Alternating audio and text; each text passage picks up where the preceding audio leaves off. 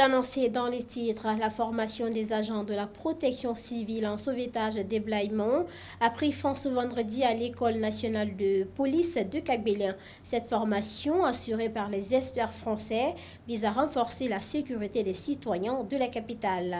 La cérémonie de remise des attestations a été présidée par le nouveau chef de cabinet du ministère de la Sécurité. Boubacar Oularé nous fait le point. Après un mois de formation intense, la première promotion en sauvetage déblaiement a reçu vendredi des attestations de fin de stage. Ils sont au total 15 stagiaires de la protection civile formés à l'École nationale de police de Kagbélien. Ce renforcement des capacités des sapeurs-pompiers vise à mieux outiller les agents aux techniques de sauvetage des citoyens en danger. La première promotion en sauvetage de déblaiement en équipe niveau 1 voudrais vous témoigner toute sa reconnaissance pour la qualité de l'instruction à laquelle elle a eu droit. Nous disons qu'ils n'ont pas prêché dans le désert car nous avons retenu l'essentiel de leur connaissance. Et nous promettons de pratiquer, de la restituer dans nos unités respectives. Cette formation s'est déroulée en 2 étapes. Une première du lundi 28 au vendredi 11 mars. Ce stade de formation avait 3 objectifs. 1. De constituer un vivier de futurs formateurs guinéens en sauvetage déblaiement pour appuyer les prochaines formations de ce module. 2. D'annoncer la création d'une équipe spécialisée en sauvetage déblaiement.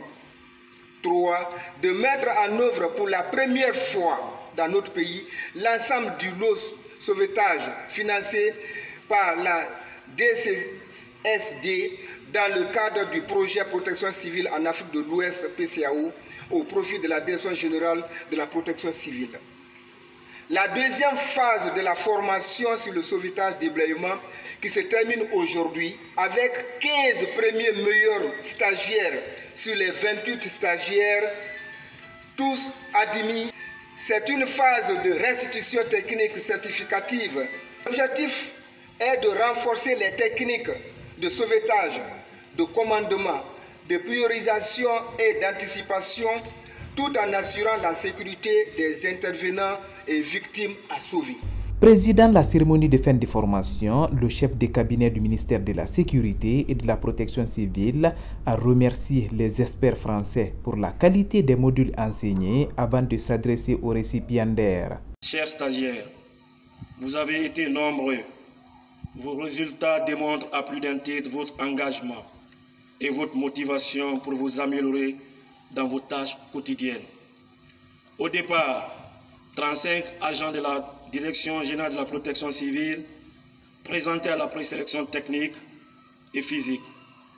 29 agents admis en formation, sauvetage et déblaiement. 29 présentés aux évaluations techniques, pratiques et théoriques.